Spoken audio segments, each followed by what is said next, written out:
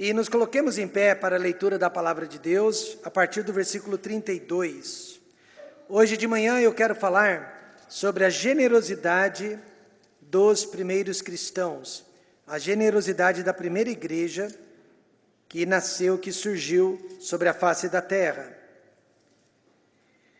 Atos 4, verso 32, e era um coração e a alma da multidão dos que criam. Olha que coisa linda. E era um o coração e a alma da multidão dos que criam. E ninguém dizia que coisa alguma do que possuía era sua própria, mas todas as coisas lhes eram comuns. Eis aqui, irmãos, a palavra comunismo. Eis aqui o comunismo bíblico.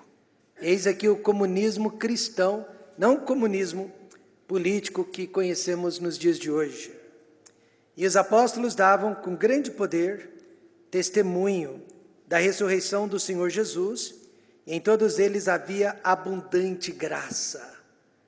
Abundante graça. É o que eu oro, que Deus derrame a sua abundante graça de sobre a nossa igreja. Não havia, pois, entre eles necessitado algum, porque todos os que possuíam herdades ou casas, vendendo-as, traziam o preço do que fora vendido e o depositavam aos pés dos apóstolos. E repartia-se a cada um segundo a necessidade que cada um tinha. Então José, chamado pelos apóstolos Barnabé, que traduzido é filho da consolação, levita, natural de Chipre, possuindo uma herdade, vendeu-a e trouxe o preço e o depositou aos pés dos apóstolos. Pai querido e glorioso, enche o nosso coração com essa mesma generosidade que havia nos seus filhos, nos primórdios da igreja. Derrama, ó Pai, sobre nós a sua abundante graça. Abençoe, ó Pai, que o nosso coração esteja unido ao redor de missões, que o nosso coração e a nossa alma possam ser apenas um, e que Deus derrame esta graça abundante sobre nós nesta manhã. É o que pedimos agradecidos, no nome de Jesus. Amém. Podem se assentar? Como você acabou de ver, a primeira igreja de Jerusalém praticou o verdadeiro tipo de comunismo, comunismo cristão, comunismo bíblico e espontâneo. Deus ensina, sim, irmãos, a importância da nossa liberalidade quando se trata do reino de Deus. Mas eu quero que você saiba que esta prática não iniciou-se com a igreja. Ao contrário, ela já era comum no Velho Testamento entre os judeus, filhos de Deus. Durante a construção do tabernáculo no deserto, Moisés precisou pedir que as pessoas cessassem de trazer ofertas, parassem de trazer ofertas, pois o povo já havia dado muito mais do que era necessário para a construção do tabernáculo. Nem havia mais lugar para guardar tantas ofertas. E alguns anos mais tarde, o rei Davi, rei de Israel, e os líderes de Israel doaram do seu próprio sustento, do seu próprio bolso, tudo o que foi necessário para a construção também do templo na cidade de Jerusalém. Você sabia que para finalizar a Catedral de São Pedro, que fica em Roma, surgiu a prática da penitência?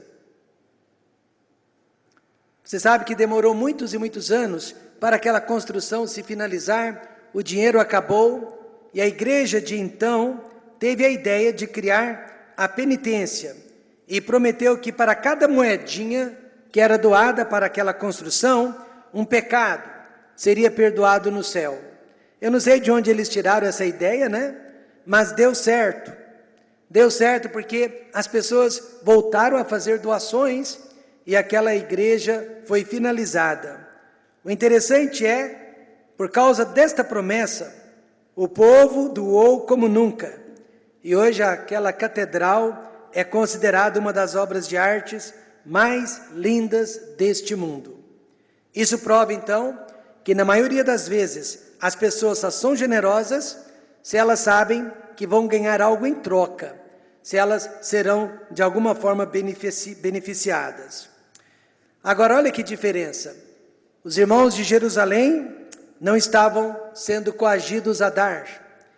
Jerusalém não estava exigindo dinheiro daquelas pessoas, mas todos estavam contribuindo voluntariamente.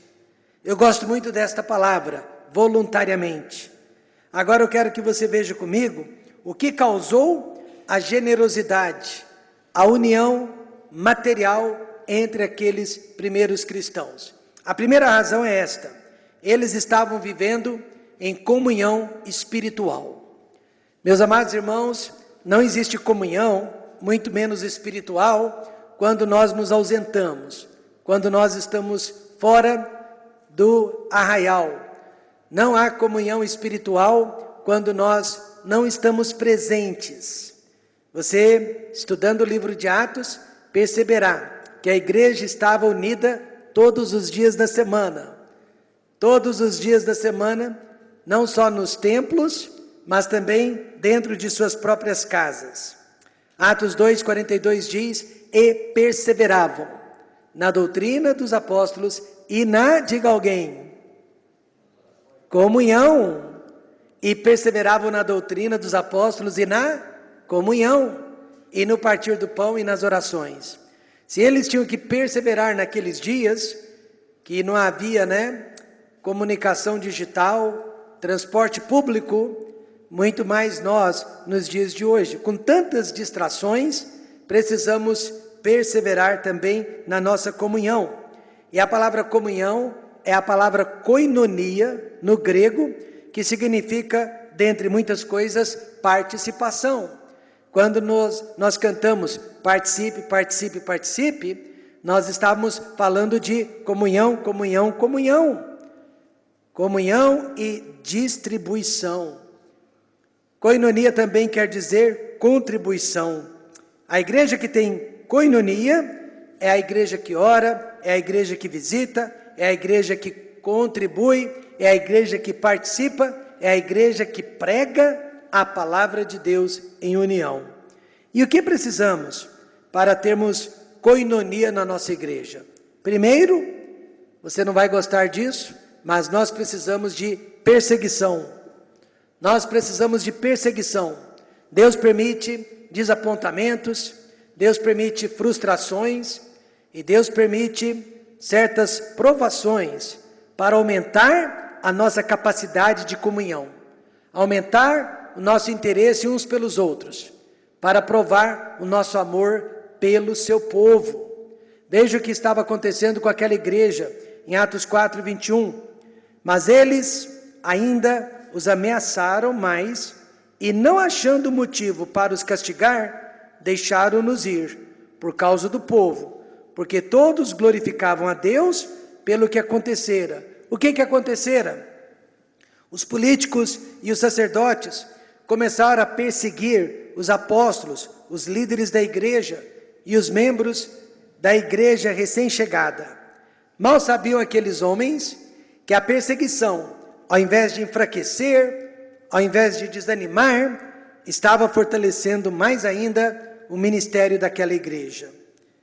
Eu nunca me esqueço, quando eu cheguei na cidade de Goiânia para estabelecer o nosso primeiro ministério, um médico cristão daquela cidade me disse: pastor, cuidado, nesta cidade há muitos evangélicos nominais.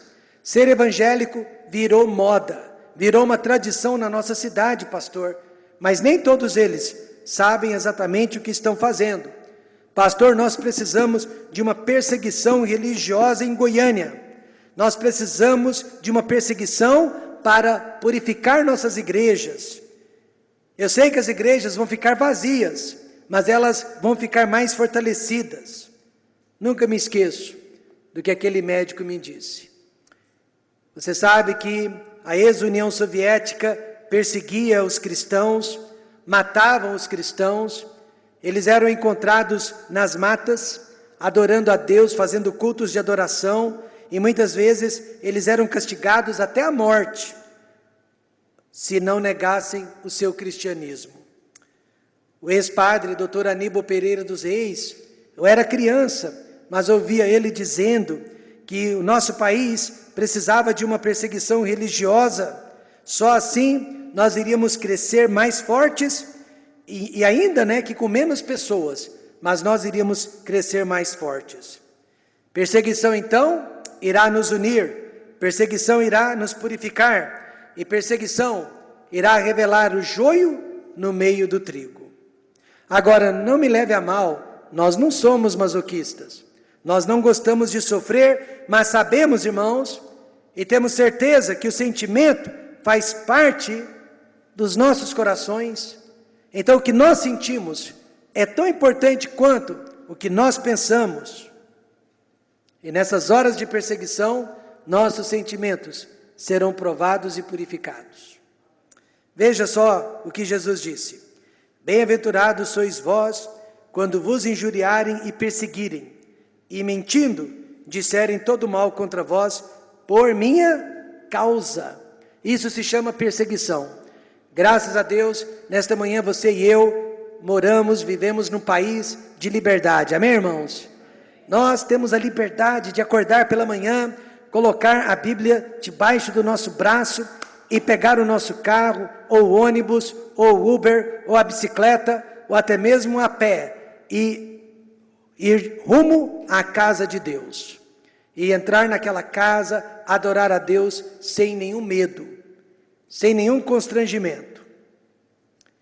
John Wesley, pai do metodismo, ele era pregador itinerante, evangelista. Certo dia ele estava pregando numa rua, e ele estava falando sobre a realidade de um lugar chamado inferno. E ele havia reclamado, que já há muitos dias ninguém o maltratava, ninguém o perseguia. Mas foi durante aquela mensagem que algumas pessoas pegaram em pedras e começaram a jogar no pregador. E uma das pedras acertou um dos olhos do pregador. Ele simplesmente passou o lenço, tirou o sangue e continuou pregando. E depois de terminar e de todos ir embora, ele disse: graças a Deus, hoje eu fui digno de sofrer pelo Evangelho do Senhor Jesus Cristo. A igreja de Jerusalém estava então vivendo em comunhão, e essa comunhão foi causada por causa da perseguição. Quanto mais ela era perseguida, mais ela se unia. Quanto mais ela era perseguida, mais ela se fortalecia. E isso, irmãos, é maravilhoso, porque aquela comunhão e a perseguição foram comuns a todos eles. Ninguém ficou do lado de fora. Não só os apóstolos, mas todos eles eram perseguidos, rejeitados e maltratados por causa da fé em Jesus Cristo. Mas o que mais aconteceu que causou aquela comunhão entre eles? Foi a pregação da palavra de Deus.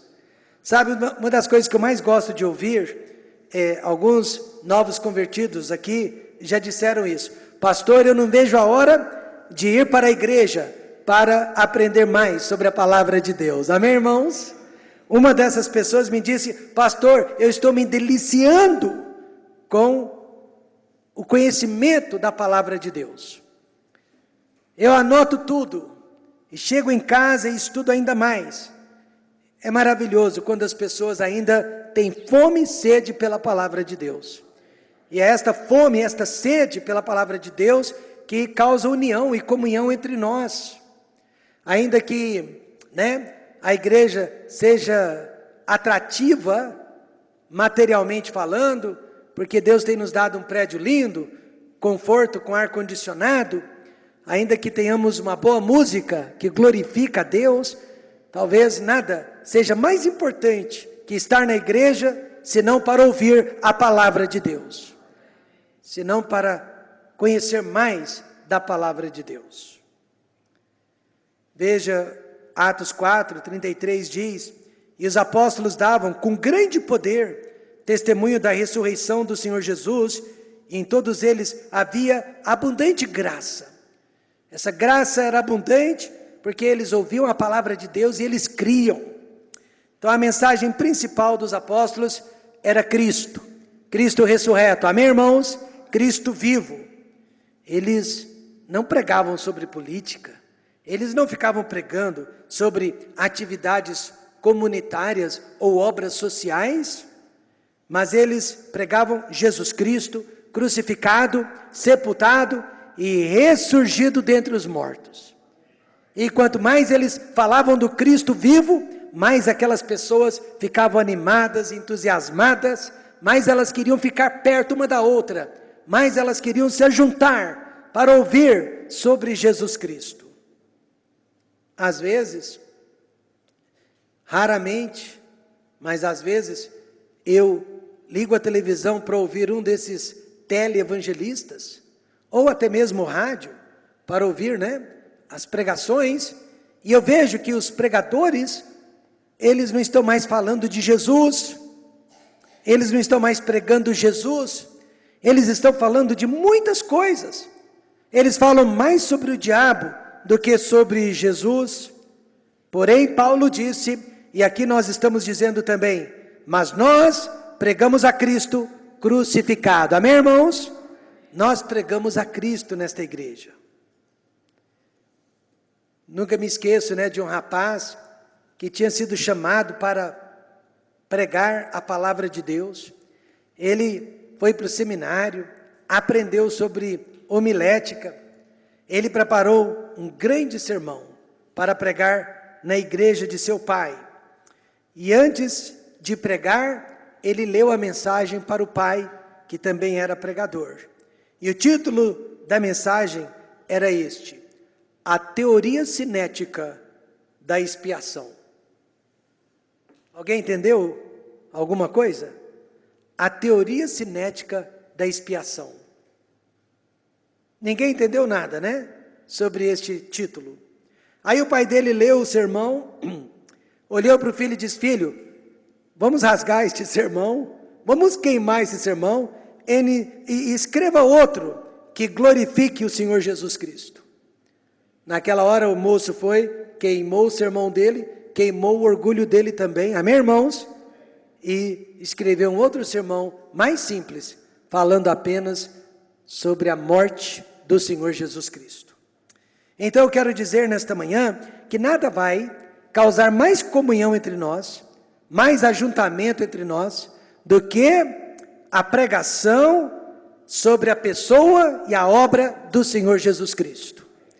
Nunca me esqueço, meu pastor, ele dizia que toda vez que ele percebia a igreja desanimada, ele pregava sobre Cristo, porque nada anima mais uma igreja, nada une mais uma igreja do que o Senhor Jesus Cristo. Então todas as vezes que você fizer o sacrifício de sair de sua casa ou do seu trabalho para vir à igreja, você vai ter certeza disso. Eu estou indo para ouvir sobre Jesus Cristo. Não há outro assunto além deste, amém, irmãos? Que Jesus seja a nossa mensagem. A igreja de Jerusalém estava vivendo em koinonia, comunhão, por causa da perseguição e por causa da pregação da palavra de Deus. Em segundo lugar, eles estavam também vivendo em comunhão material. Isso nós acabamos de ver, Atos 4:32 diz que, e era um o coração e a alma da multidão dos que criam. E ninguém dizia que coisa alguma do que possuía era sua própria, mas todas as coisas lhes eram comuns. Lembre-se, a palavra koinonia também significa contribuir. Nós não estamos tendo koinonia ou comunhão com a nossa igreja quando nós não contribuímos, quando nós não participamos, quer seja dos nossos dízimos ou das ofertas. A igreja de Jerusalém, que foi a primeira igreja, estava vivendo o que eu chamo de um comunismo cristão. Mas veja, comunismo cristão é algo espiritual e espontâneo. Nenhum governo do mundo consegue fazer isso, irmãos? Nenhum governo consegue fazer isso. Só a igreja do Senhor Jesus Cristo. Por isso que o marxismo é um verdadeiro fracasso. Você se lembra do poeta cubano Armando Valladares? Escreveu aquele livro, Contra Toda Esperança. E lá ele conta que o governo confiscou os pertences de todas as famílias cubanas e forçou a divisão de bens entre eles. No final das contas, o governo passou a ter muito mais do que jamais teve. E as famílias cubanas tiveram muito menos do que jamais tiveram. E Armando Valladares ficou preso por mais de 20 anos porque discordava da ditadura comunista. Jamais podemos comparar a generosidade dos primeiros cristãos com a brutalidade do comunismo dos séculos 20 e 21. Uma coisa não tem nada a ver com a outra, amém, irmãos? Nada. Mas o que levou a igreja a repartir os seus bens? Primeiro, foi a necessidade dos irmãos. Veja Atos 4, versos 34 a 35. Não havia, pois, entre eles necessitado algum, porque todos os que possuíam herdades ou casas, vendendo-as, traziam o preço do que fora vendido e o depositavam aos pés dos apóstolos. E repartia-se a cada um segundo a necessidade que cada um tinha. Então vamos entender o contexto deste evento. Jerusalém estava sendo taxada, sobretaxada pelo Império Romano. A maioria daquelas pessoas trabalhava apenas para pagar impostos. Aqui no Brasil, alguém calculou que nós trabalhamos 5 meses do ano, não é isso? Para pagar impostos. Os outros 7 meses ficam para nós, mais 5 meses do nosso trabalho, do nosso labor, vão para o governo. Mas em Israel, daqueles dias, praticamente 100% ia para o Império Romano. Então, não se tratavam de pessoas preguiçosas, que não queriam trabalhar. Não se tratava de pessoas malandras, tirando proveito da igreja. Não, meus amados, aquelas pessoas eram trabalhadoras. Elas estavam arriscando suas vidas por amor a Jesus Cristo. Quando é assim, vale a pena ajudar essas pessoas. Amém, irmãos? Vale a pena ajudar esse tipo de pessoa. Quando o ex-presidente Fernando Collor confiscou o dinheiro da população, o valor do dólar foi lá para o chão. De repente o dólar não tinha mais nenhum valor. Aqui no Brasil, várias famílias de missionários americanos tiveram que ir embora do Brasil naqueles dias. A família da minha esposa só ficou porque alguns irmãos da igreja faziam questão de levar comida para eles durante vários e vários meses, até que tudo se normalizou. E exatamente esse tipo de situação que criou coinonia naquela igreja, que criou esse tipo de generosidade entre aqueles irmãos. Só que em Gálatas 6, versos 5 a 10, nós encontramos o ensinamento, o princípio da ajuda social. Quantos acreditam que a igreja precisa ajudar? Amém, irmãos? Mas como que nós ajudamos? Veja a instrução bíblica. Versículo 2 diz assim: levai as cargas uns dos outros, e assim cumprirei a lei de Cristo. Então, nós fomos colocados na igreja para ajudar uns aos outros, para apoiar uns aos outros. Mas veja o verso 5: porque cada qual levará a sua própria. Parafraseando, a pessoa tem que primeiro se ajudar, para depois ser ajudada. Amém, irmãos? A família primeiro se ajuda, para depois receber ajuda. Em outras palavras, a igreja deve ajudar as pessoas, mas a igreja não deve sustentar as pessoas. Quantos estão entendendo isso?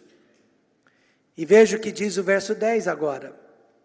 Então, enquanto temos tempo, façamos bem a todos, mas principalmente aos domésticos da fé. Domésticos da fé são aquelas pessoas que estão servindo a Cristo conosco. Nosso dinheiro é tão escasso que nós temos que escolher quem ajudar, quando ajudar, como ajudar. E Paulo deixou tão claro: comece com os domésticos da fé. Agora, a fim de evitar abusos e erros de julgamento, nós não damos dinheiro em espécie. nós não pagamos dívidas das pessoas. Como igreja, nós ajudamos apenas de duas formas: dando alimentos e dando remédios. Você nunca erra dando alimentos e remédios, mas você pode estar errando dando dinheiro. Nunca me esqueço, no início do nosso ministério, apareceu uma família na nossa igreja, e nós ajudamos aquela família com alimentos, cesta básica e até alguns remédios. E aquela família ficou tão impressionada com a nossa bondade, que começou a espalhar a nossa bondade para os seus vizinhos. E de repente, várias pessoas apareceram na igreja, com o talão de água, com o talão de luz, com o boleto das lojas pernambucanas e da loja Riachuelo. E aí foi, trabalho do pastor explicar para elas que nós não ajudávamos daquela forma. Não poderíamos, nem conseguiríamos ajudar daquela forma. A igreja de Jerusalém, irmãos, todos participaram. Classe baixa, classe média, classe alta, todos contribuíram com as necessidades que havia. Eu quero dizer nesta manhã que a nossa oferta, às vezes, parece pequena, irrisória, mas ela vale muito quando é usada nas mãos de Deus. A história da pobre viúva, que Jesus mostrou para nós no Novo Testamento, prova que Deus não se impressiona com o valor das nossas ofertas, mas com a porcentagem das nossas ofertas. Vamos ler o texto, Marcos 12, versos 41 a 44. Diz assim: estando Jesus assentado defronte da arca do tesouro, observava a maneira como a multidão lançava o dinheiro na arca do tesouro. E muitos ricos deitavam muito. Vindo, porém, uma pobre viúva, deitou 2 pequenas moedas que valiam meio centavo. Muito bem, na nossa igreja nós não temos ricos, mas nós temos adultos e crianças, certo? Então imagine o irmão Júnior trazendo a oferta dele. E imagine o João trazendo a ofertinha dele. Quem você acha que vai estar dando mais? O irmão Júnior, por ser um homem adulto, ter a sua própria profissão, e não aquela criança que depende de um dinheirinho do papai ou da mamãe, certo? Mas, na porcentagem, quem você diria que estaria dando mais para Deus? É exatamente isso que Jesus está nos ensinando nesta passagem, que aquela senhora, aquela viúva, deitou 2 pequenas moedas, que valiam meio centavo. Continuando, e chamando os seus discípulos, disse-lhes: em verdade vos digo que esta pobre viúva deitou mais do que todos os que deitaram na arca do tesouro, porque todos ali deitaram do que lhes sobejava, mas esta da sua pobreza deitou tudo o que tinha, todo o seu sustento. Não é interessante isso? Aqui fica bem caracterizado que Deus não está olhando para o montante que damos, mas Ele está olhando para a porcentagem que damos. Ninguém é pobre demais que não possa participar da obra de Deus. 2 tesoureiros, das igrejas que nós já implantamos, me disseram isso, que as pessoas mais pobres da igreja, as assalariadas, são na maioria das vezes as que mais contribuem. Essa realidade está então de acordo com o que Jesus Cristo acabou de nos ensinar, usando como exemplo a pobre viúva. Então, nesta manhã, a comunhão material da igreja de Jerusalém começou por causa do testemunho de um único homem, de um único membro daquela igreja, que se chamava Barnabé. O exemplo de Barnabé está aqui em Atos 4, 36 e 37. Então, José, chamado pelos apóstolos Barnabé, que traduzido é filho da consolação, levita natural de Chipre, possuindo uma herdade, teria sido uma casa, vendeu-a e trouxe o preço e o depositou aos pés dos apóstolos. Primeiro, irmãos, ninguém pediu isso de Barnabé. Foi um ato espontâneo, foi um ato voluntário. Amém, irmãos? Ninguém o coagiu, ninguém o manipulou, ninguém lhe fez promessa alguma. Foi um ato que surgiu de livre e espontânea vontade de dentro do coração dele. Não é à toa que o nome dele, Barnabé, significa filho da consolação, significa encorajamento. Aquele homem nasceu para encorajar pessoas, para animar pessoas. Talvez a igreja tenha colocado este nome nele, Barnabé, justamente por causa da sua generosidade. Barnabé, ele era um homem misericordioso. Ele foi o primeiro discípulo a receber o novato apóstolo Paulo no meio da igreja. Quando ninguém mais acreditava em Paulo, Barnabé foi o primeiro a receber aquele homem, cujo passado era perigosíssimo, no meio da igreja. Ele foi o primeiro a perdoar o pecado de João Marcos. Amém, irmãos? Quando nem Paulo queria perdoar, Barnabé perdoou, e ele foi o primeiro a vender uma herdade para contribuir com a necessidade do povo de Deus. Quantos de nós realmente desejaria ser como Barnabé? Se Deus nos desse uma igreja cheia de Barnabés, não haveria crítica, não haveria julgamento sumário entre nós, e meus amados irmãos, nós poderíamos ter mais de 100 missionários, amém?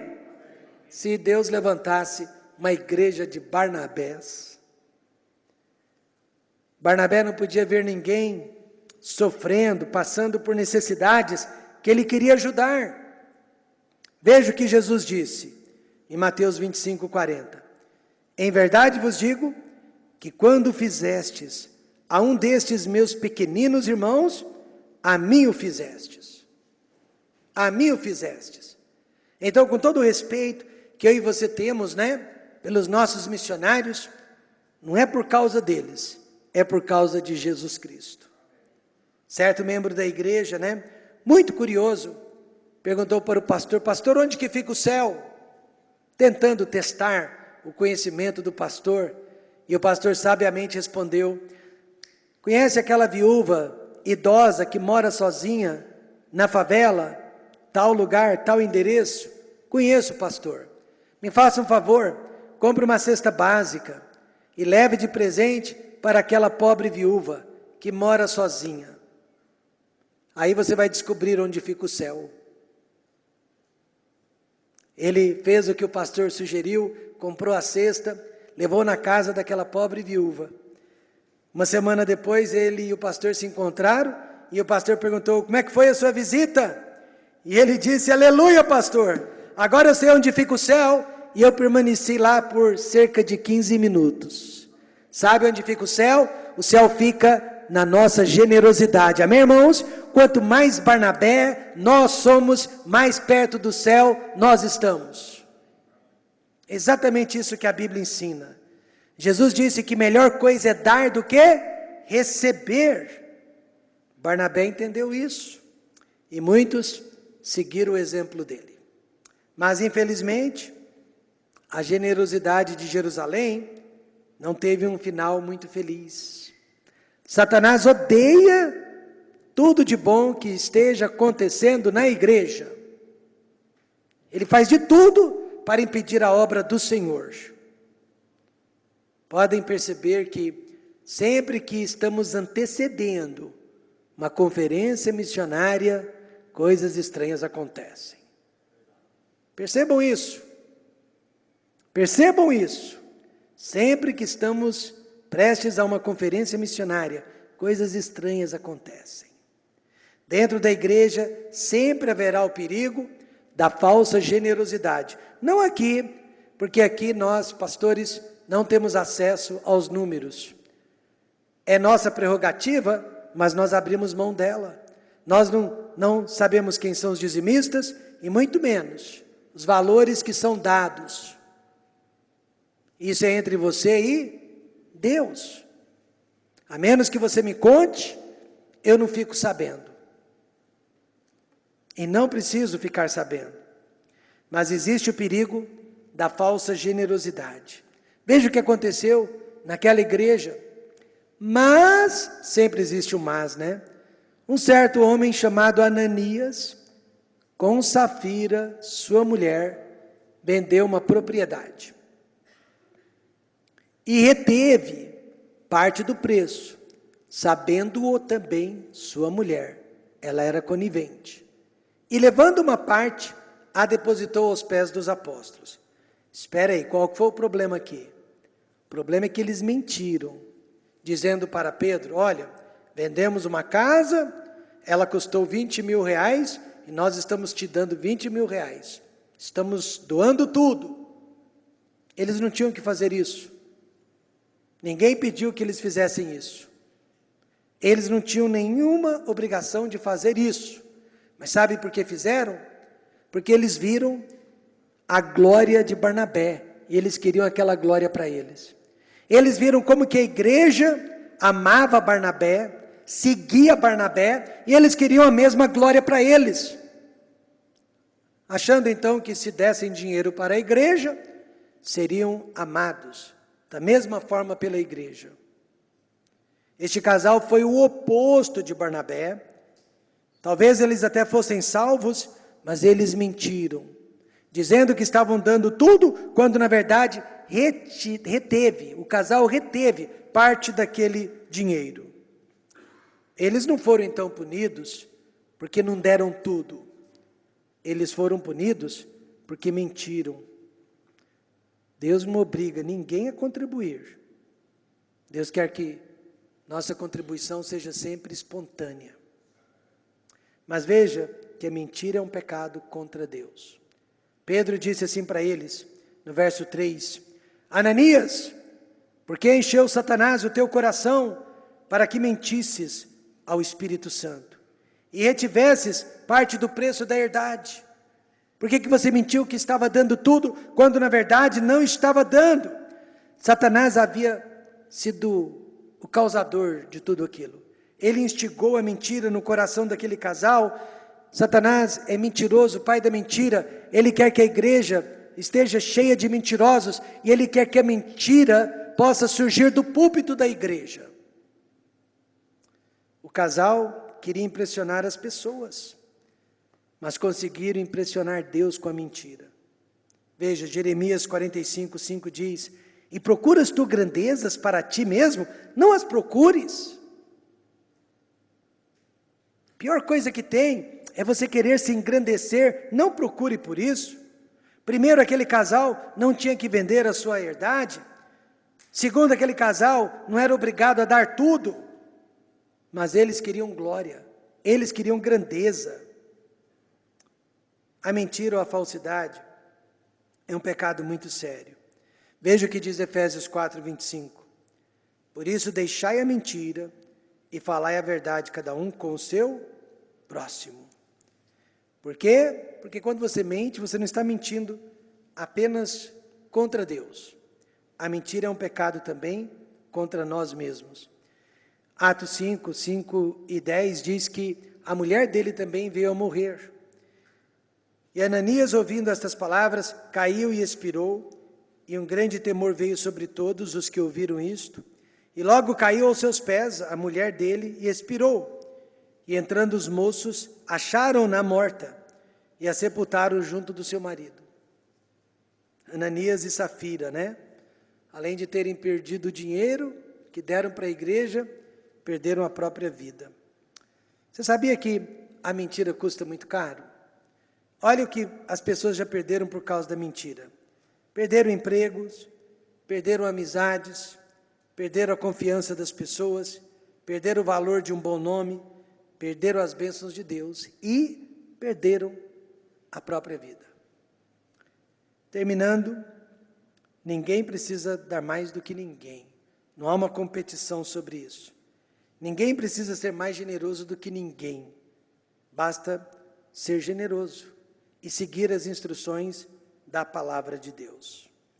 Então, a generosidade da primeira igreja ela foi especial porque, além de recessão, além de sobretaxa, havia perseguição. E eles conseguiram passar por cima de tudo isso e contribuir, e contribuir, e contribuir. Aí o que aconteceu alguns anos mais tarde? Paulo pediu que as igrejas da Macedônia e as igrejas de Corinto levantassem ofertas e mandassem para a igreja de Jerusalém. É a lei do bumerangue, amém, irmãos? O que nós fazemos hoje pelas pessoas, amanhã as pessoas estarão fazendo por nós. Foi exatamente isso que aconteceu.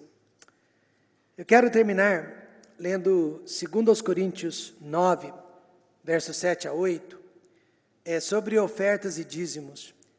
Este é o parâmetro que nós precisamos seguir. 2 Coríntios, podem abrir lá, se você preferir, 2 Coríntios 9, versos 7 a 8, diz assim: cada um contribua como? Segundo propôs no seu coração, não com tristeza ou por necessidade, porque Deus ama o que dá com alegria. E Deus é poderoso para fazer abundar em vós toda graça, a fim de que, tendo sempre, em tudo, toda suficiência, abundeis em toda boa obra. Em outras palavras, Deus te chamou e me chamou para sermos generosos. Lança o teu pão sobre as águas, porque depois de muitos dias o acharás. Quantos acreditam nisso?